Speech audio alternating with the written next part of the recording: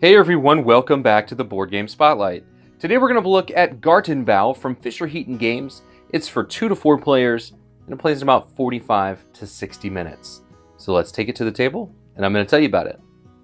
Gartenbau is a game of creating a garden, and you're going to do that by acquiring seedlings, which then can use plants, and then using these plants, you will then place your flower tiles into your garden. Now, the game uses abstract strategy, tile placement, resource management, and some variable player powers, which are located on your flower tiles. Each of the flower tiles is going to give you an asymmetric way to score points, and they're all different. Now, to begin the game, you would choose between drafting these flower tiles, and there is a large group of them, and you could choose to draft them, or you could use a predetermined set of tiles, which we've chosen to show you in this preview today. Additionally, you'll get 5 resources to start the game and a random seedling. Now, in the game, you're trying to acquire seedlings into your garden to then plant level 2 plants on top of the seeds which are growing, and then these plants are going to let you place your flower tiles. On your turn, you have one of 4 options. You could acquire a seedling, you could plant a tile, you could place a flower tile onto a place on your garden, and we'll talk about the placement rules and how that works, or you could take 3 resources from the supply, but you're never allowed to take any more than 2 of a resource, so it could be 2 in 1 or 2 in 1.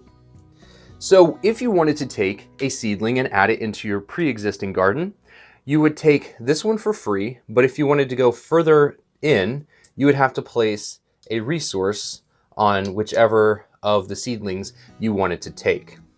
Now, I think we'll start by taking this seedling for free and then adding it into our garden. Now, when you place into your garden, you have to place orthogonally adjacent to an existing flower or an existing type of tile. And you can choose where it goes though. You could place here, here, you could do this. We're actually going to do this because this placement is going to allow us to place one of these plant flowers into our garden. So that would be our turn. And then we would get a new tile added to the seedling market.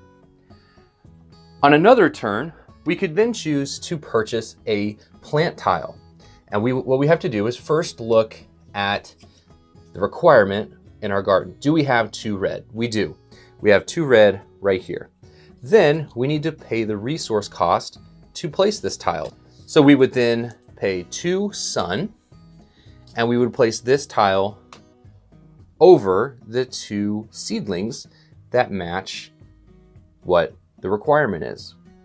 Now that we've done that, it's also going to give us a number of victory points, but it's also going to allow us to slowly work our way to placing this flower, because this flower needs 2 of these specific plants. So then on a future turn, as our garden builds out, if we acquired another one of these tiles and had placed it into our garden, on another turn, we could then come around and place this tile on top of the 2 plants that meet this requirement, and then we're going to score 24 victory points at the end of the game for having placed that flower. Now, the goal of the game is to be the first to place all 4 of your flower tiles. Additionally, the game would end if the seedling deck ever runs out. Most often, the game is going to end when a player finishes their 4th flower. There are a number of different ways to score points in the game, and what you're going to want to do is look at your flower tiles and see what they're asking you to do. Look at the objectives and then figure out the best way to score your garden, and not really rushing. You don't necessarily want to rush placing your flower tiles into your garden, because you want to be able to meet the requirements of these objectives, or else you're not going to score points for them. So as your garden starts to grow, you'll gain more seedlings into your garden.